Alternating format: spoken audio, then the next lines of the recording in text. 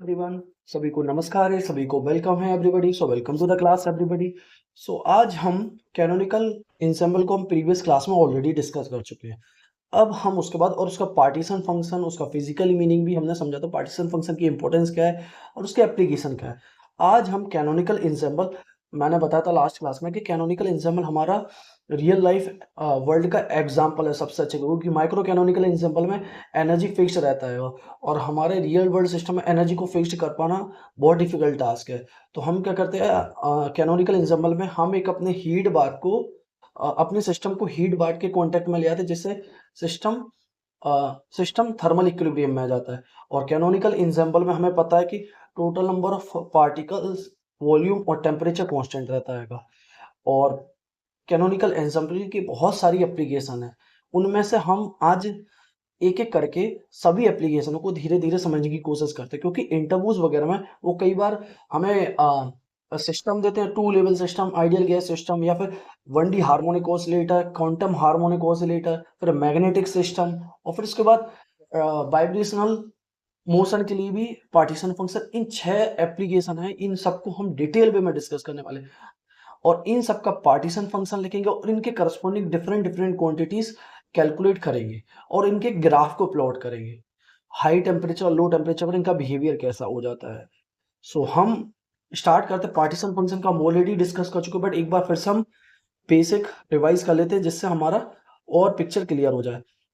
So partition function in the canonical ensemble is defined by z is equal to, जिसको हम discrete partition function कहते हैं, z is equal to summation i exponential minus beta E i, जब जहाँ की beta हमारे पास 1/kBT है और ei is the energy level of the system. ei क्या है हमारे पास? Energy level of the system है। अब इसके बाद हमें जरूरत क्यों पड़ी? Why required? So direct calculation of thermodynamic quantities from microstates is complex. So direct calculation thermodynamic quantity से बहुत डिफिकल्ट है। मींस हमारा जो माइक्रो स्टेट्स हैं, माइक्रो स्टेट्स से हमें अपनी थर्मोडायनेमिक क्वांटिटीज की कैलकुलेशन कर पाना बहुत डिफिकल्ट टास्क है। तो ये एक प्रकार से ब्रिज का काम करता है। Direct calculation of thermodynamic quantities from micro states is very complex.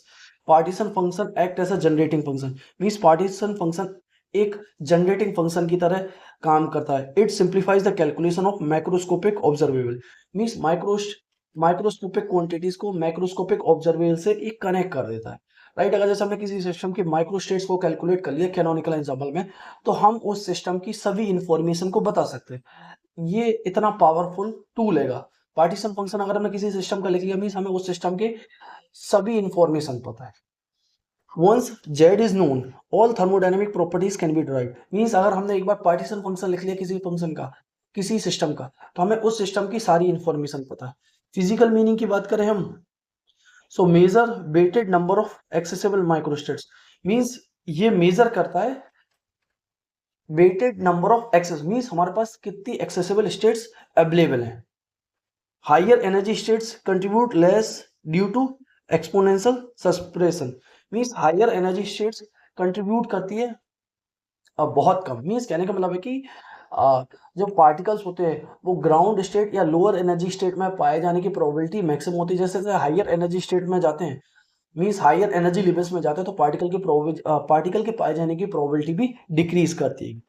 सो वो यही बता, higher energy states contributes less due to exponential suppression. और z is equal to summation Boltzmann weighted states. Means Boltzmann weighted states. Large z means अगर किसी system का partition function large है, means many accessible states, means उसके corresponding बहुत सारी accessible states हैं और उसकी एंट्रोपी हाई है। इसका मैथमेटिकल डेरिवेशन की बात करें, so p i is equal to exponential minus beta E i. P i is directly proportional to exponential minus beta E i. और नॉर्मलाइजेशन कंडीशन की बात करें, तो summation p i is equal to 1 और p i is equal to exponential minus beta E i upon z. जब इसको normalise करते हैं तो एक कांस्टेंट वैल्यू आती है, उसी को हम पार्टीशन फंक्शन से डिफाइन करेंगे। Z is equal to summation exponential minus beta I. So partition function arise as a normalization constant. So partition function कह सकते हैं जो arises due to normalization constant. अब कनेक्शन विद थर्मोडायनेमिक्स, इसका connection thermodynamics से किस तरीके से? हमें पता है हेल्महोल्ट्ज फ्री एनर्जी हम लिख लेते हैं अगर किसी सिस्टम की, F is equal to minus KBT ln z। Right, और इसके बाद हमें पता है Helmholtz free energy DF is equal to minus STDT minus PDB plus mu DN. Links microscopic physics to thermodynamics, means ये लिंक करता है माइक्रोस्कोपिक फिजिक्स टू थर्मोडायनेमिक्स से, लिंक्स करता है माइक्रोस्कोपिक फिजिक्स टू थर्मोडायनेमिक्स से। कैलकुलेशन ऑफ थर्मो, अब अगर हमने जैसे किसी सिस्टम की हेल्महोल्ट्ज फ्री एनर्जी लिख ली, तो अब उससे हम डिफरेंट डिफरेंट क्वांटिटीज को कैसे कैलकुलेट कर सकते हैं। सबसे पहले हम एवरेज एनर्जी कैलकुलेट कर सकते हैं। एवरेज एनर्जी हमें पता है, हमारी average energy is equal to minus del upon del beta L N Z. और अगर एवरेज एनर्जी कैलकुलेट कर लिया तो हम इससे हीट कैपेसिटी भी कैलकुलेट कर सकते हैं, जो कि हमें पता है del upon del beta average of energy differentiation at constant volume, sorry at constant volume. दूसरा है entropy, entropy is equal to s is equal to k v L N z plus beta of average energy. और इसको एक और quantity इस तरीके से भी हम कैलकुलेट कर सकते हैं। अगर हमने किसी सिस्टम के हेल्महोल्ट्ज फ्री एनर्जी पता means del F upon del theta at constant volume and total number of particles. और प्रेशर भी हम कैलकुलेट कर सकते हैं, प्रेशर भी मतलब हमारे पास दो तरीके, अगर एंट्रोपी कैलकुलेट करना चाहिए या फिर प्रेशर भी कैलकुलेट करना चाहें, सो प्रेशर को हम कैसे कैलकुलेट कर सकते हैं। Pressure is equal to minus times del F upon del V at constant temperature and total number of particles. तो इससे हम प्रेशर भी ऐसे भी कैलकुलेट कर सकते हैं। और सेकंड मेथड ये है, और प्रेशर को अगर इन टर्म्स ऑफ वॉल्यूम इस तरीके से भी कैलकुलेट कर सकते हैं, KBT L N del upon del V L N Z. और हीट कैपेसिटी जो कि मैं ऑलरेडी डिस्कस कर चुका हूं, इसको भी हम कैलकुलेट कर सकते हैं। तो कहने का मतलब ये है कि अगर तुमने किसी सिस्टम का पार्टीशन फंक्शन लिख लिया, तो उस समय all thermodynamic parameters, pressure, entropy, specific heat, average energy, ये सभी पैरामीटर्स कैलकुलेट कर ले रहा है। और ये हमारे साथ माइक्रोस्कोपिक ऑब्जर्वेबल्स है, मींस हमने माइक्रो स्टेट्स को माइक्रोस्कोपिक ऑब्जर्वेबल से कनेक्ट कर लिया। So all thermodynamic quantities are derived from partition function. अब इसके बाद जो कि हमें बहुत इंपॉर्टेंट एप्लीकेशन जो कि हमें पढ़ना है, एप्लीकेशन ऑफ कैनोनिकल इंसेंबल, जो कि बहुत बार इंटरव्यूज वगैरह में पूछ लेते हैं। और कई बार वो कह देते कि तुम्हारे पास दो एनर्जी लेवल्स है, एक जीरो है और एक हाइयर एनर्जी लेवल है। ग्राउंड स्टेट नॉन डिजेनरेट है और ground excited state, first excited state triply degenerate है। तो इसका पार्टीशन फंक्शन लिखो, एवरेज एनर्जी लिखो, हीट कैपेसिटी लिखो, एंट्रोपी कैलकुलेट करके बताओ, हाइयर टेम्परेचर और लो टेम्परेचर पर एंट्रोपी किस तरीके से कैलकुलेट करें। इन सब पैरामीटर्स को डिस्कस कई बार इंटरव्यूज वगैरह में बोर्ड पे लिखवा लेते हैं। वो देखना चाहते हैं कि तुम्हें पार्टीशन फंक्शन लिखना आता है कि नहीं आता है। सो अब इसमें हम कैनोनिकल इंसेंबल में हम क्या क्या एप्लीकेशन को डिस्कस करने वाले हैं। सो कैनोनिकल इंसेंबल में हम एक तो सबसे पहले टू लेवल सिस्टम जाएंगे, फिर उसके बाद दूसरा आइडियल गैस इक्वेशन के बारे में डिस्कस करेंगे, फिर तीसरा हम क्लासिकल हार्मोनिक ऑसिलेटर को डिस्कस करेंगे, चौथा क्वांटम हार्मोनिक ऑसिलेटर को डिस्कस करेंगे, पांचवा हमारा मैग्नेटिक सिस्टम हो जाएगा, और छठा हमारा वाइब्रेशनल सिस्टम हो जाएगा। छठा हमारा हो जाएगा वाइब्रेशनल सिस्टम, छठा वाइब्रेशनल सिस्टम। सो इसके बाद हम इन सब एप्लीकेशन को डिस्कस करने से पहले एक बार हम बेसिक रिवीजन कर लेते हैं कि हमें क्या क्या क्वांटिटीज कैलकुलेट करनी होती है इन सब में। सबसे पहले हमें पार्टीशन फंक्शन कैलकुलेट करना होगा। सो पार्टीशन फंक्शन कैलकुलेट करेंगे।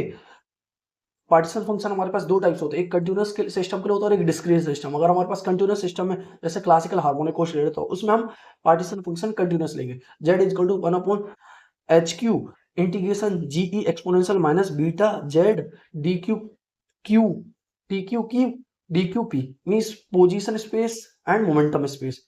और जी यहाँ पे क्या है, डीजेनरेसी पैरामीटर है। ऐसे अगर डिस्क्रीट सिस्टम की बात करें तो z is equal to summation i g e I exponential minus beta E i. और अगर इसकी मीन वैल्यू कैलकुलेट करना होगा so average of a is equal to summation i a i g e I exponential minus beta E i upon z. और अगर हमें average energy calculate करना होगा so summation i e I exponential minus beta E I by z. और Helmholtz free energy F is equal to minus KBT L N Z, F is equal to minus KBT L N Z.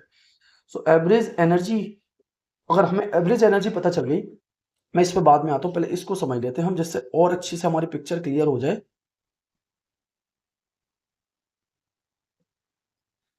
सो सबसे पहले हम जैसा हमने average energy calculate कर ली, तो average energy को इस तरीके से भी कैलकुलेट कर सकते हैं। Average energy is equal to minus del upon del beta L N Z. और in terms of temperature average energy is equal to एक और फॉर्मूला लिख सकते हैं KVT square del upon del theta l N z. Means हमारे पास different way हैं average energy को कैलकुलेट करने के। ऐसी हीट कैपेसिटी सी अगर हमने किसी सिस्टम की एवरेज एनर्जी निकली तो हम उसकी हीट कैपेसिटी भी बता सकते हैं, क्योंकि हमें पता है del upon del T average of energy at constant volume, जो कि हमें हीट कैपेसिटी दे देगा। प्रोबेबिलिटी किसी सिस्टम की लिखनी है तो g e I exponential minus beta E i upon z. और एंट्रोपी हमें पता है s is equal to minus k v summation i p i l n p I.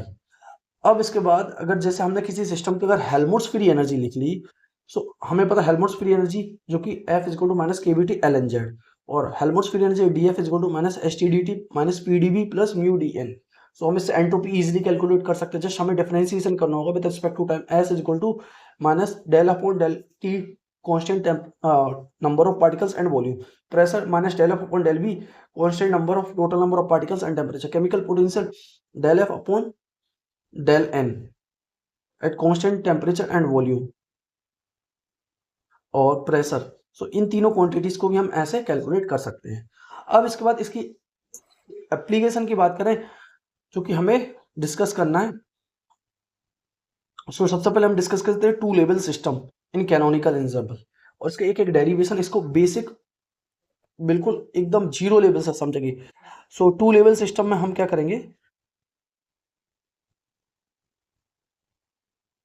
A two level system is a system in a system having only two possible energy. Means two level system वह सिस्टम होगा जिसमें to possible energy हो, एक तो zero हो जाएगी और एक हमारी हो जाएगी फर्स्ट एक्साइटेड स्टेट जिसकी एनर्जी हो जाएगी ई। और सिंप्लीफाइड क्वांटम सिस्टम मींस ये सबसे सिंप्लीफाइड क्वांटम सिस्टम है जिसको हम इजीली समझ सकते हैं। Partition function used to model spins atoms and qubits. Qubits वगैरह में देखा होगा ना आपने, जिसमें टू लेवल सिस्टम ही होता है। जैसे हमने टू क्यूबिट्स जीरो और वन वगैरह होते हैं। बाइनरी सिस्टम हमारे जो कंप्यूटर में भी जीरो और वन टू क्यूबिट्स ही होती हैं। अब इसके बाद हम सबसे पहले देखते हैं partition function. So Z is equal to summation exponential minus beta E i minus beta E i. So इसका पार्टीशन फंक्शन लिखते हैं। So Z is equal to ground state के करस्पॉन्डिंग एक्सपोनेंशियल माइनस बीटा की power zero, so one हो जाएगा। और first excited state के लिए partition function exponential minus beta e. So ये हमारा पार्टीशन फंक्शन हो जाएगा टू लेवल सिस्टम के लिए, टू लेवल सिस्टम के लिए। अब इसके बाद इसका अल्टरनेटिव फॉर्म मींस इसको अदर फॉर्म में भी लिख सकते हैं। सो कई बार इंटरव्यूज वगैरह में पूछ लेते क्या इसका अदर फॉर्म भी पॉसिबल है, तो बोल सकते हैं हाँ पॉसिबल है, बट हम बेसिकली इसको कैसे लिख सकते हैं अदर फॉर्म में, एक्सपोनेंशियल बीटा ई ऊपर मल्टीप्लाई कर दो और नीचे मल्टीप्लाई कर दो, exponential minus beta e by to को ऊपर नीचे मल्टीप्लाई करके हम इस फॉर्म में भी ला सकते हैं। So Z is equal to two exponential minus beta e by two cos hyperbola beta epsilon by two. अब इसके बाद प्रोबेबिलिटी की बात करें, सो ग्राउंड स्टेट में पार्टिकल के पाए जाने की probability p naught is equal to one by z, और एक्साइटेड स्टेट में p one is equal to exponential minus beta e by Z. So जैसे जैसे हायर एनर्जी स्टेट्स में मूव करते हैं पार्टिकल के पाए जाने की प्रोबेबिलिटी डिक्रीज करती है। Higher energy states have lower probability, means ये यही बता रहे हैं कि हायर एनर्जी स्टेट्स में पार्टिकल के पाए जाने की प्रोबेबिलिटी कम होती है। अब इसके बाद सबसे पहले हम एवरेज एनर्जी को कैलकुलेट करेंगे, summation i e i p आई। और सो हम लिखते हैं, और पी आई हमें पता है। सो एवरेज एनर्जी को ऐसे भी हम लिख सकते हैं, कैसे लिख सकते हैं,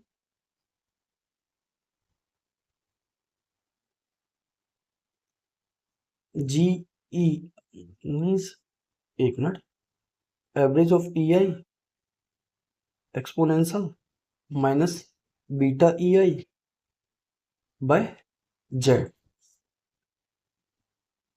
सो एवरेज एनर्जी जब हम इसको एस फॉर्म में लिखते हैं तो जीरो के करस्पॉन्डिंग तो ये फर्स्ट वाला टर्म तो जीरो हो जाएगा, सेकंड के करस्पॉन्डिंग लिखते हैं so e epsilon exponential minus beta E i upon z. Z हमें पता है, जेड हमने ऑलरेडी कैलकुलेट करी, one plus exponential minus beta E i. इसका अल्टरनेटिव फॉर्म जो कि मैं ये अल्टरनेटिव फॉर्म, और इसलिए बता रहा हूँ, कई बार अगर वो बोले कि अल्टरनेटिव फॉर्म क्या है, इसका अदर फॉर्म भी लिख सकते हैं, तो जिससे एक दिमाग में पिक्चर को हम इस तरीके से कर सकते हैं। याद करने की जरूरत नहीं, बट एक आइडिया हो, एक बार अगर दिमाग में आइडिया होता है तो हम वहां कर भी सकते हैं।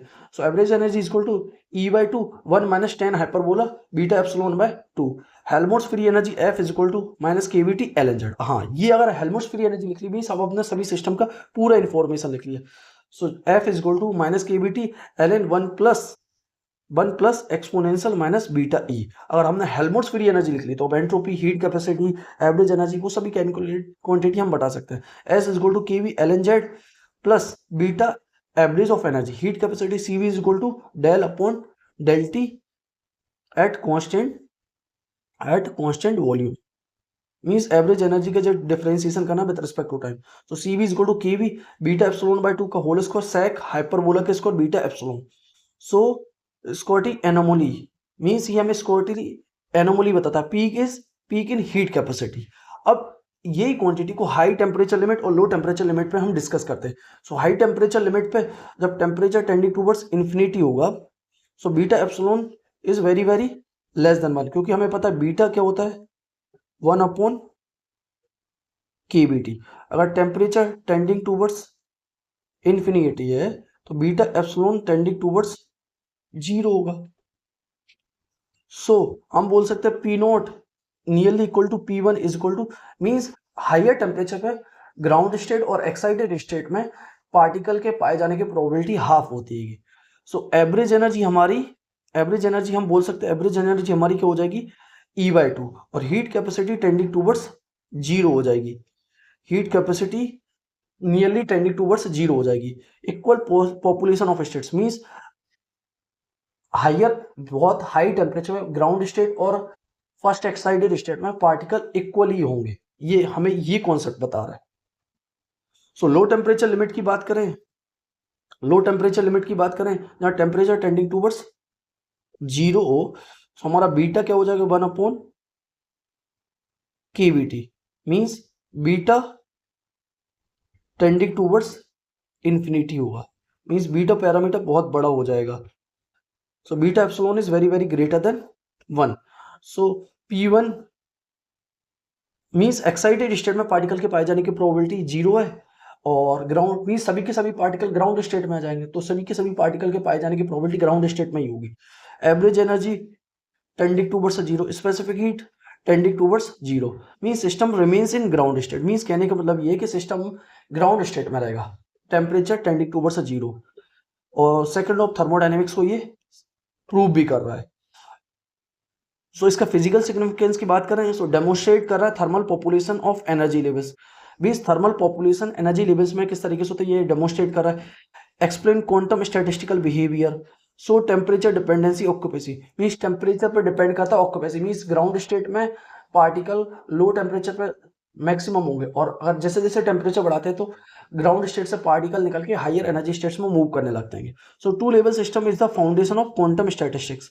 So two level system foundation है क्वांटम स्टैटिस्टिक्स का। एप्लीकेशन की बात करें हम, सो पैरामैग्नेटिज्म, इसको हम डिस्कस करने वाले। Spin half particles in magnetic field behave as a two level system.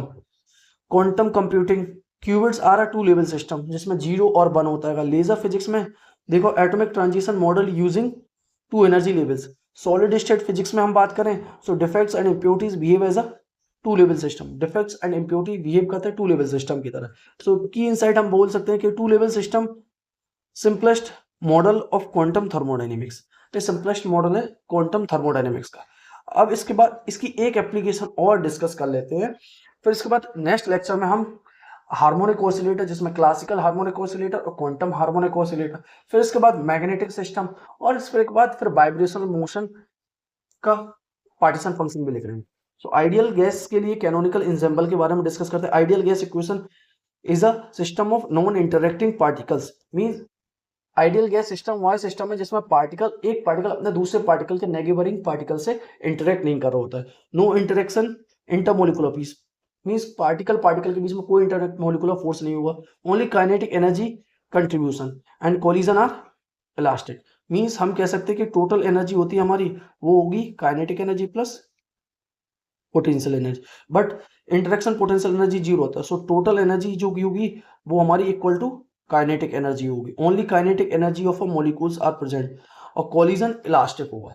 So average energy हमें पता है, जो टोटल एनर्जी हमारी हो जाएगी वो equal to kinetic energy, mean summation I is equal to 1 to N particles P I square upon 2m, P I square upon 2m। So अब partition function, अब ये आइडियल गैस इक्वेशन है, कोई discrete level energy level system नहीं है, तो हमें इसके लिए कंटिन्यूस पार्टीशन फंक्शन यूज करना पड़ेगा। Single particle Z1 is equal to 1 upon H Q integral integral D Q P D Q momentum space position space exponential minus beta E होता है। हमें पता है पार्टीशन फंक्शन हमारा क्या होता है, summation H Q D q Q D Q P exponential minus beta ई ये हमारा जनरल फॉर्मूला है। बट हमें पता है एवरेज एनर्जी हमारी क्या आ रही है, पी स्क्वायर अपॉन 2m, और सिंगल पार्टिकल के लिए लिख रहे हैं हम। So Z is equal to position space का ये डिफरेंशिएशन तो हमें मोमेंटम के स्पेस पर करना है, तो ये तो कांस्टेंट है, ये डी क्यू क्यू इंटीग्रल, एक minute, integral D q Q का इंटीग्रेशन करेंगे तो ये वॉल्यूम स्पेस का बता रहा है हमें, तो इसको हम बाहर ले लेंगे, V Y H Q integral D Q P exponential minus beta P square upon 2m using integral exponential A P square D Q P is equal to pi by A की पावर 3/2। सो Z1 हमारा क्या आ जाएगा, Z1 को हम calculate करते हैं, जो कि पार्टीशन फंक्शन आ रहा है, Z1 is equal to V Y H Q 2 pi KBT 2 pi M KBT की पावर 3/2। इसको हम और सिंप्लीफाइड वे में लिख सकते हैं थर्मल डी ब्रोगली वेवलेंथ में, जिससे हमें इसको याद करना इजी हो जाएगा। Z1 is equal to V Y lambda Q, और lambda is equal to H upon root 2 pi M KBT, H is equal to root root 2 pi M KBT, means ये थर्मल डी ब्रोगली वेवलेंथ है। So partition function ideal gas equation के लिए हमने in terms of thermal de Broglie wavelength के term में लिख लिया, जो कि आ रहा है Z1 is equal to V Y lambda Q. और अगर इसी को n पार्टिकल सिस्टम में लिखेंगे तो Z is equal to Z1 की power n upon n factorial. और हेल्महोल्ट्ज फ्री एनर्जी की बात करें, F is equal to minus KVT ln Z using Stirling approximation ln n factorial is equal to n ln n minus n। So इसके बाद इसको लिखते हैं, so F is equal to minus KVT ln Z n ln v upon n lambda Q plus n। So अब इसके बाद equation of state, जो कि हमारे डिफरेंट पैरा, अगर हमने एक बार पार्टीशन हेल्महोल्ट्ज फ्री एनर्जी लिख ली, सो अब पार्टीशन फंक्शन लिखा, पार्टीशन फंक्शन के बाद हमने हेल्महोल्ट्ज फ्री एनर्जी लिख ली, तो अब हम इससे डिफरेंट प्रेशर, एंट्रोपी, वॉल्यूम, अब डिफरेंट क्वांटिटीज को इजीली कैलकुलेट कर सकते हैं। सो इसके बाद सबसे पहले हम प्रेशर को कैलकुलेट करते हैं, equation of state F is equal to minus del F upon del B at constant temperature and total number of particles. So इसका डिफरेंशिएशन करते हैं, सो हमें इसके बाद मिलता है P is equal to N KVT upon V, जो कि हमारी आइडियल गैस इक्वेशन, मींस हम कह सकते हैं कि हमने कैनोनिकल इंसेंबल में हमारी आइडियल गैस इक्वेशन को फिर से रीगेन कर लिया। So P is equal to N KVT, first ideal gas equation derive कर ली, ideal gas derived using partition function. अब इसके बाद दूसरा internal energy, so del upon del beta ln Z। So average energy जब इसका डिफरेंशिएशन करते हैं, सो हमारी एवरेज एनर्जी 3/2 केबीटी आ रही, जो कि हमें पता है इक्विपार्टीशन थ्योरम से each quadratic term contributes half KBT energy. So हमारा ideal gas equation 3D system है, सो 3D सिस्टम हाफ केबीटी, तो 3/2 n केबीटी। और इसके बाद हीट कैपेसिटी और कैलकुलेट कर सकते हैं, क्योंकि हीट इंटरनल एनर्जी हमें पता चल गया del by by, so heat capacity क्या होता है, del upon del T average of energy. So differentiation with respect to time करते हैं, तो हीट कैपेसिटी आ जाएगी हमारी CV is equal to 3/2 n KB, और इसको और क्या सिंप्लीफाइड कर सकते हैं, KV is equal to R upon n होता है। सो हम क्या लिख सकते हैं, R की जगह लिख सकते हैं n केबी। तो CV हमारी वैल्यू हो जाएगी 3/2 R, CV की वैल्यू हो जाएगी 3/2 R। इसके बाद एंट्रोपी, सबका tetrode equation, so S is equal to KV ln V by lambda Q V upon n, S is equal to KV ln V upon n lambda Q plus 5/2 n, जो कि सबका tetrode equation, जिसको हम पहले भी already discuss कर चुके हैं, गिब्स पैराडॉक्स में इस आइडियल गैस इक्वेशन हम कैलकुलेट कर होते हैं, तो हमारी सेम टाइप ऑफ गैसेस के लिए ideal gas equation change in entropy zero होना चाहिए, but change in entropy zero ना आके सब फाइनाइट वैल्यू आती है, इसी को हमने गिब्स पैराडॉक्स दिया था। इसके लिए एक पर्टिकुलर लेक्चर बहुत अच्छे से डिटेल वे में डिस्कस किया जाएगा। और फिर इसको हम एक्चुअल में क्या कह रहे थे, हम पार्टिकल को डिस्टिंग्विशेबल मान रहे थे एटॉमिक लेवल पे पार्टिकल्स डिस्ट्रीब्यूटेबल ना होकर इनडिस्ट्रीब्यूटेबल होते हैं, इसलिए हम नंबर ऑफ माइक्रोस्टेट ज्यादा काउंट कर ले रहे थे। सो फिर इसके बाद सॉकर-टेट्रोड इक्वेशन, इसको इस प्रॉब्लम को सॉर्ट आउट करा और जो नंबर ऑफ माइक्रोस्टेट्स है उसको डिवाइड कर दिया n फैक्टोरियल से, जिससे हम जो नंबर ऑफ माइक्रोस्टेट ज्यादा काउंट कर ले रहे थे वो अब ज्यादा काउंट ना हो पाए। अब हाई टेम्परेचर और लो टेम्परेचर रीजन में इसका बिहेवियर की स्टडी करते हैं, जो कि बहुत इंपॉर्टेंट है।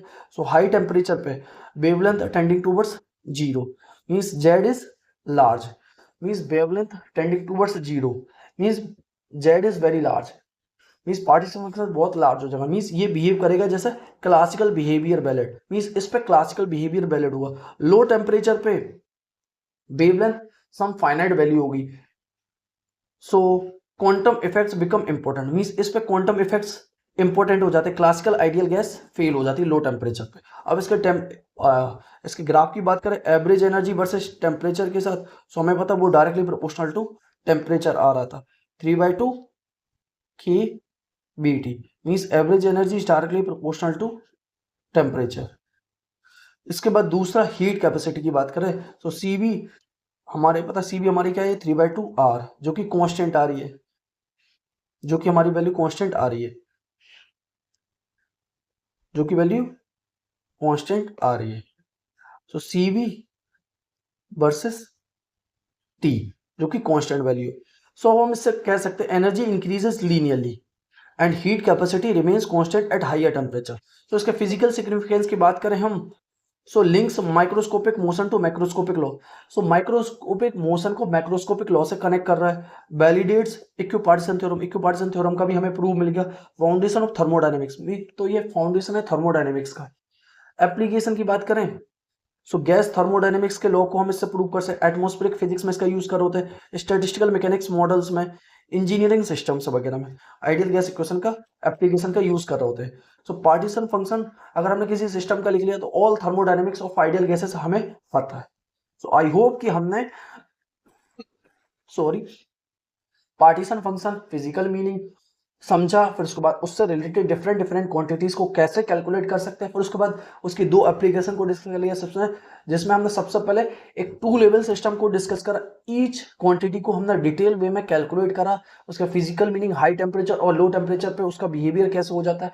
फिर उसके बाद आइडियल गैस इक्वेशन जिसमें इंटरेक्शन पोटेंशियल एनर्जी जीरो था, उसके करस्पॉन्डिंग में हमने डिफरेंट डिफरेंट क्वांटिटीज को कैलकुलेट करा, जिसमें एक आइडियल गैस इक्वेशन और एवरेज एनर्जी जो कि इक्विपार्टीशन थ्योरम को भी प्रूव करा 3/2 kBT, और फिर उसके बाद हीट कैपेसिटी को कैलकुलेट करा, जिसमें हाई टेम्परेचर पे हीट कैपेसिटी कांस्टेंट होता है, जो कि हमारा डूलोंग पैटेट लॉ भी हमें यही बता रहा होता है, बट लो टेम्परेचर पे ये फेल हो जाता है, जिसमें CV directly proportional to TQ आता है, जिसको आइंस्टीन और फिर डी बाय मॉडल के थ्रू हम समझने की कोशिश करते हैं।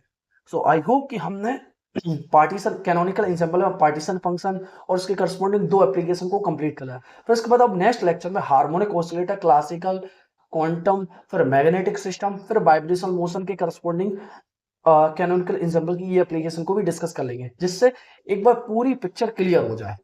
आई होप कि लेक्चर बहुत अच्छा लगा होगा, और प्लीज और लाइक और सब्सक्राइब कर दे, जिससे मेरे को और मोटिवेशन मिलेगा आपके लिए और लेक्चर बनाने के लिए, और जहां कभी भी डाउट्स हो और लगता है कहीं मैं गलत या कुछ गड़बड़ हो गई मेरे से, तो always welcome, I am always ready to improve my self.